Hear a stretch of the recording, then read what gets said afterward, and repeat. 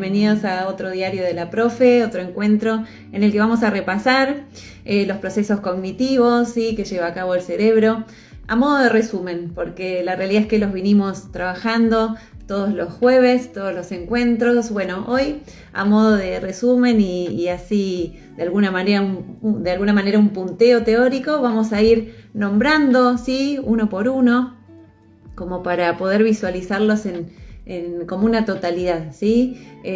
Finalizado este resumen y este punteo de cada uno de los procesos cognitivos, con una breve explicación de cada uno de ellos, vamos a tratar de vincularlos con nuestro rol, ¿sí?, con nuestro rol como educadores y como formadores.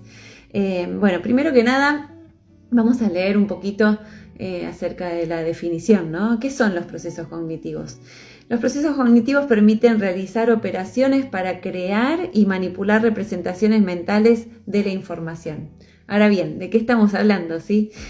Son los pasos, de alguna manera, ¿sí?, o tareas que hace nuestro cerebro para entender el mundo en el que está inserto, ¿sí? De alguna manera es como recibimos la información, ¿sí?, a través de los sentidos, cómo le encontramos sentido a esa información, ¿sí?, cómo la guardamos y cómo la tenemos lista, ¿sí?, para utilizar, ya sea para pensar, ¿sí?, o para resolver alguna situación problemática.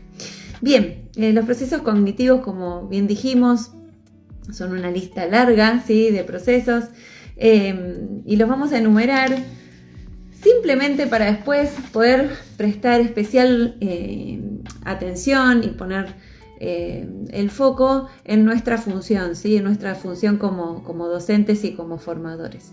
Bien, los procesos cognitivos son la atención, ¿sí?, la percepción, la memoria, ¿sí?, el razonamiento, las emociones, la motivación, el aprendizaje, la metacognición y el lenguaje.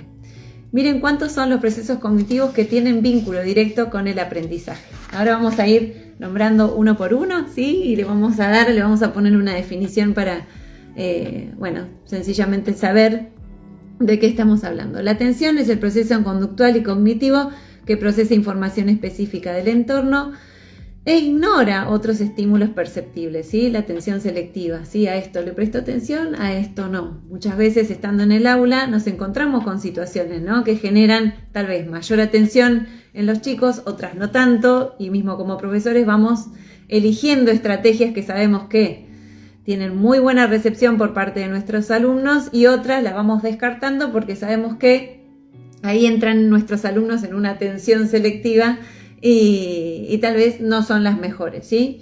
La percepción es un proceso de integración e interpretación de los estímulos sensoriales. Existen diversas modalidades perceptivas, están las interoceptivas, las propioceptivas y las exteroceptivas, ¿sí? En la modalidad esteroceptiva se encuentra la percepción visual, auditiva y táctil, ¿sí? Tan importante para nuestras clases. Muchas veces en este recorrido de encuentros y demás nombramos un montón, ¿sí?, de herramientas y de propuestas que nos brinda la neurociencia como para poder generar, ¿sí?, de alguna manera ese hook, ¿sí?, ese ganchito en las que de alguna forma llamamos la atención de nuestros alumnos, ¿sí?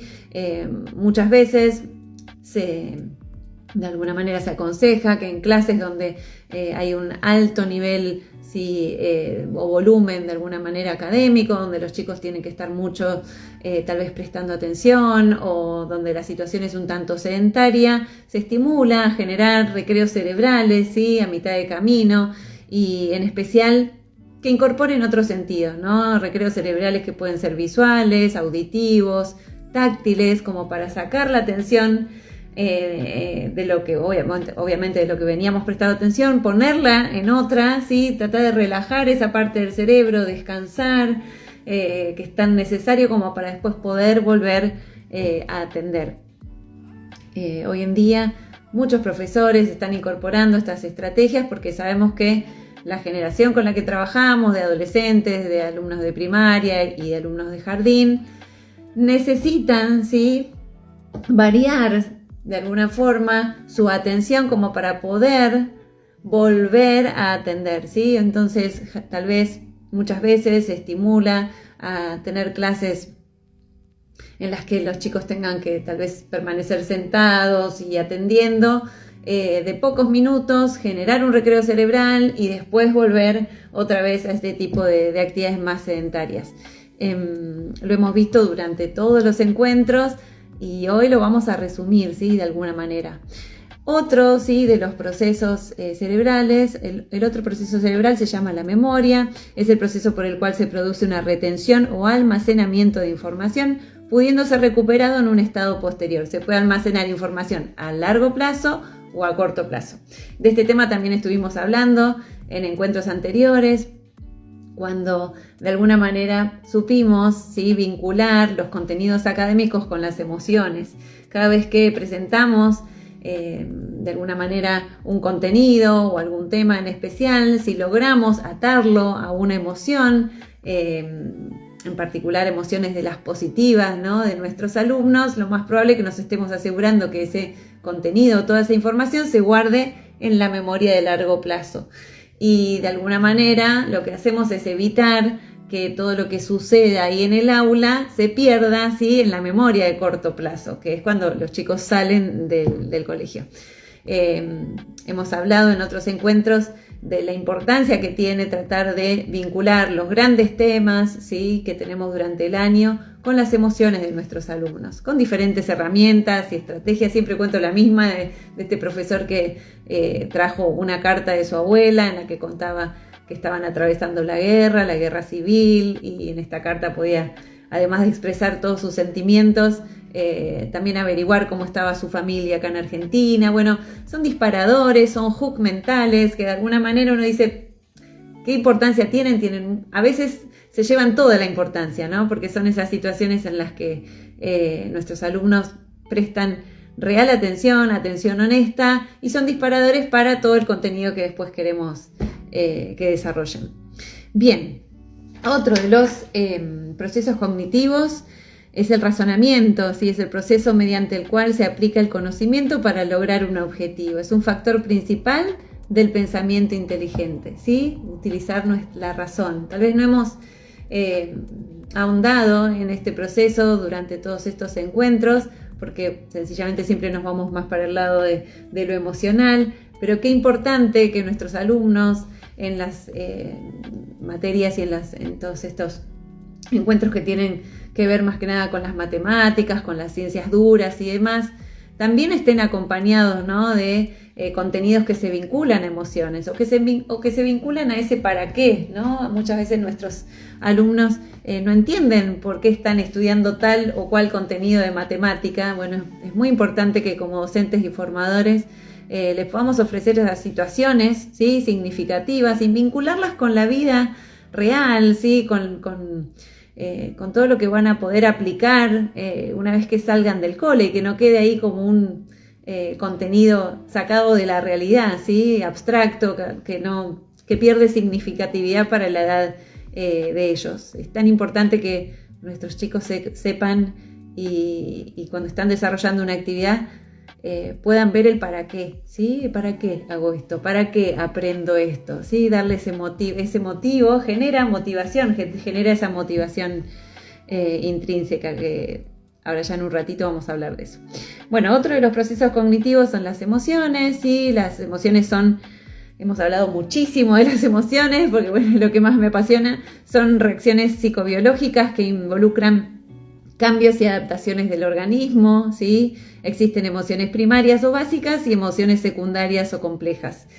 Si vamos a nuestro rol docente o a nuestro rol de formadores, tan importante, ¿no? Tener en cuenta que estamos trabajando con seres emocionales, que somos nosotros seres emocionales y que nuestros alumnos son seres emocionales, y por tanto, al tener esta premisa bien clara, saber que cada vez que nos paremos frente al grupo, ¿sí? O que estemos de alguna manera andamiando sus saberes, es tan importante tener en cuenta que el otro está sintiendo, ¿sí? Que ese otro, ese interlocutor, que es nuestro alumno, no puede dejar sus emociones guardaditas en una cajita olvidadas en casa, ¿sí? Y llegar al colegio como si nada pasara. Entonces, la realidad es que todo formador, todo docente, todo maestro tiene que saber que estamos trabajando con seres que son seres sociales, pero que por sobre todo son seres emocionales y que necesitan de las emociones para apropiarse del contenido y del conocimiento. Si no, estamos como siempre digo, jugando a ese como sí, ¿sí? Si llegamos al aula y decimos, bueno, hoy vamos a ver, no sé, la raíz cuadrada de, y los chicos no entienden para qué, ¿sí? O no lo sabemos vincular con alguna emoción, o como contábamos hoy, esta carta que nos leyó mi profesor de historia en la secundaria, disparadores que hagan que los contenidos no queden ahí en situaciones abstractas, objetivas, de alguna manera inalcanzables para nuestros alumnos, sino tratar de generar situaciones que sean absolutamente significativas para ellos, ¿sí? No solamente desde el para qué, sino también desde lo emocional. Toda actividad que se vincule a alguna emoción, ¿sí? Que haya un ganchito ahí emocional, de alguna manera nos aseguramos que va a ir a la memoria de largo plazo y no se va a perder apenas se vayan del colegio. Bien.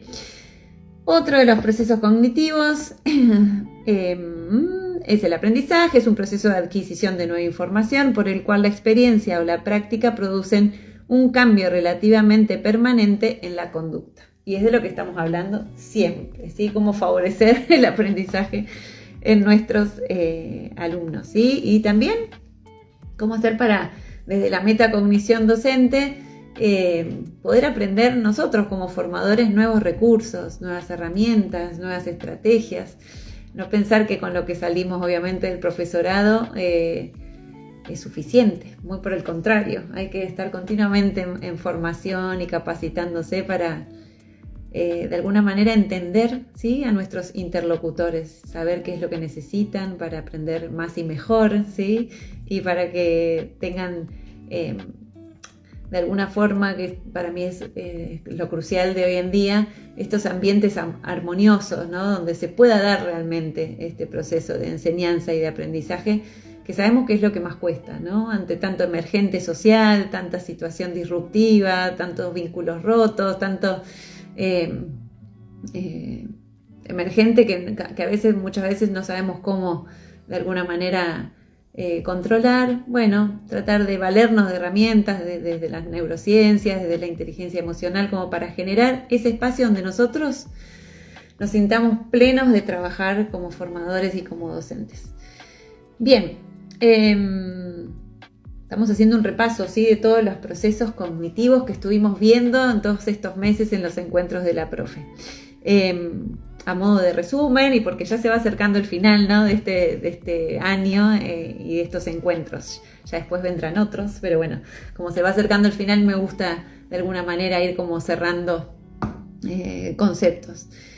Bien, dijimos entonces que los procesos cognitivos son la atención, la percepción, la memoria, el razonamiento, las emociones, el aprendizaje, ¿sí? Vamos a leer el que sigue, ¿sí? Es el proceso de la motivación. Se produce una inducción por parte de un estímulo hacia una conducta dirigida o una meta, ¿sí? La motivación puede ser de carácter intrínseco o extrínseco, ¿sí? Un poco de lo que hablábamos hoy, cuando como docentes y como formadores y profesores queremos motivar, ¿sí? ¿Cómo hacemos para? Tenemos tal o cual contenido y queremos de alguna manera generar, ¿no?, esta motivación en nuestros alumnos, que sea honesta, ¿sí?, que no sea un como sí, que realmente genere ese despertar, ¿sí?, esa energía positiva en ellos para poder abrirse al conocimiento. Como dice acá, el proceso de motivación puede ser intrínseco o extrínseco. Intrínseco cuando la actividad de por sí, la actividad per se, como se dice, le genera motivación, ¿sí? Muchas veces tiene que ver con que estemos apelando a muchos sentidos, ¿sí? Yo siempre lo veo como muy palpable con mis alumnos. Soy profesora de idiomas y doy inglés, entonces no es la misma motivación que tiene decirles, bueno, abrimos el libro en la página 80 porque hoy vamos a, ¿sí?, que decirles, empezamos el proyecto del mundial y vamos a competir con los otros cursos y cada uno va a representar a un país y para eso vamos a tener que contar la cultura, ¿sí?, como bueno, me está pasando ahora en este último mes. No da lo mismo, ¿sí?, no genera la misma motivación, donde tal vez en una actividad va a ser solamente de alguna manera una actividad sedentaria en la que tengan que completar actividades en el libro, ¿sí? Sin mucho desafío. Y tal vez la otra tiene que ver con poner sobre la mesa muchas otras capacidades, muchos otros sentidos, tener que pintar, recortar, investigar, ¿sí? Poner de alguna manera todo lo que se investigó ahí en la mesa como para que podamos mostrarlo al resto del colegio, esmerarse para que esa producción obviamente sea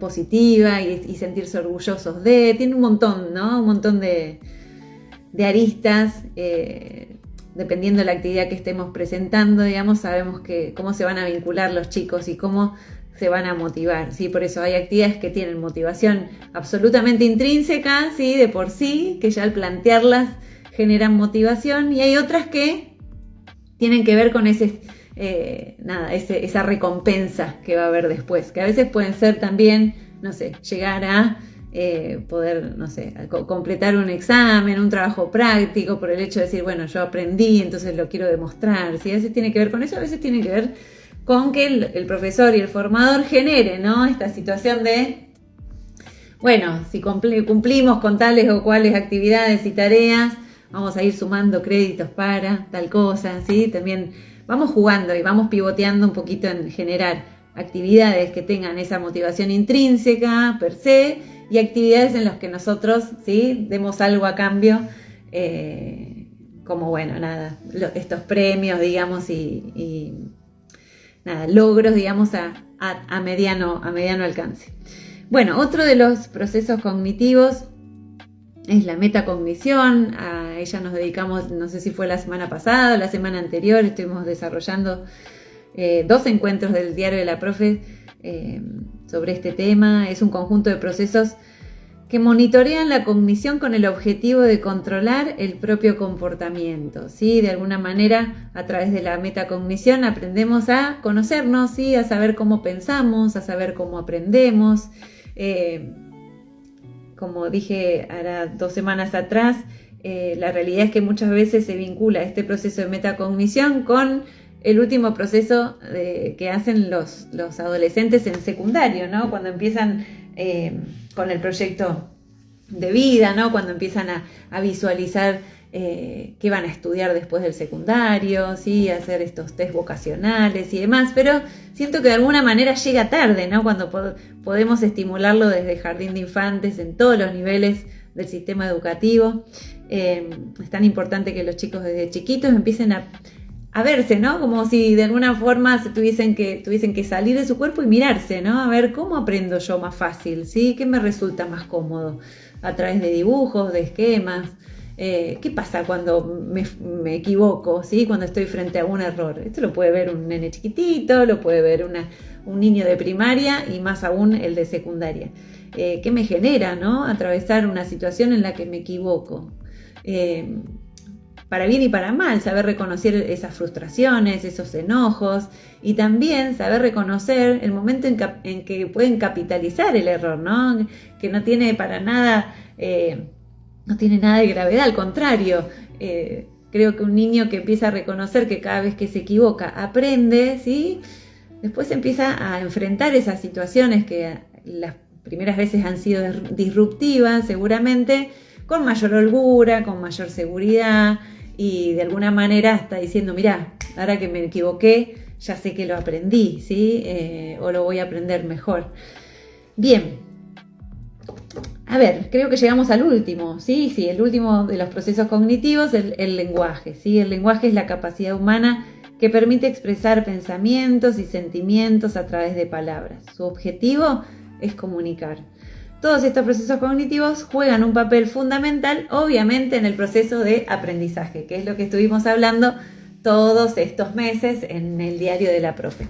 La realidad es que mi intención del día de hoy era que de alguna manera podamos sentirnos orgullosos, ¿sí? Como profesores y como docentes y como formadores, de estar acompañando estos procesos cognitivos, ¿sí? Que son tan importantes al momento, ¿sí? de adquirir conocimientos, de desarrollar, de madurar, de ir creciendo y demás.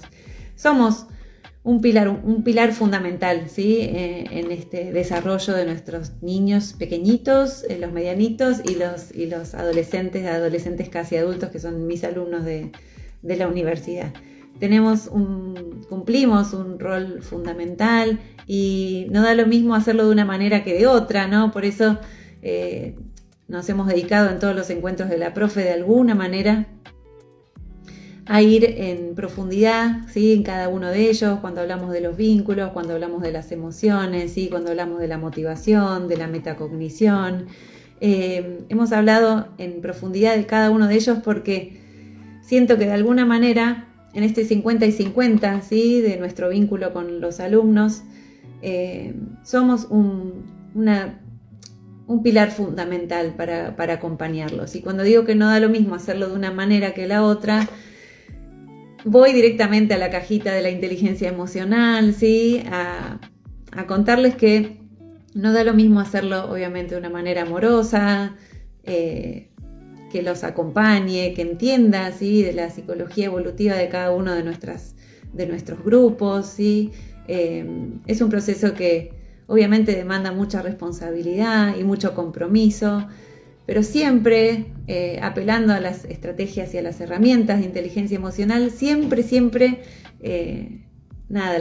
el producto final va a ser mucho más positivo, ¿sí? Que mostrándonos tal vez distantes, fríos o de alguna manera recurriendo a la zona de confort, que es como aprendimos, ¿no? Con profesores que tal vez de alguna manera estaban muy alejados del vínculo con el alumno, pero porque bueno, ya lo vimos un montón de veces, la crianza era otra, eran otros los valores, los principios. Ahora disponemos de muchísima información. Mirada Honesta tiene esa intención, ¿no? De acercarles en el día a día a los profesores, a los formadores, a los docentes, esta otra mirada, ¿no? Este cambio en el paradigma educativo que tiene que ver con, bueno, ser docentes amorosos, ser docentes cercanos, sin con esto obviamente olvidar que somos formadores, que nuestros niños necesitan de límites claros, ¿sí? Pero de límites con amor, de formadores que los acompañen, de formadores que abracen, ¿sí? De formadores que atiendan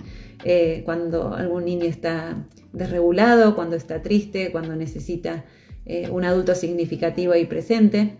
Y si vamos a lo que tiene que ver con lo pedagógico, saber que cuando apelamos, ¿sí? A las emociones y logramos atarlas a los contenidos, cuando somos respetuosos de la capacidad atencional de nuestros alumnos, siempre vamos a estar favoreciendo ese ambiente, ¿sí? Que se está generando en el aula. Así que bueno, los espero, si Dios quiere, la semana que viene. Un beso grande. Chau.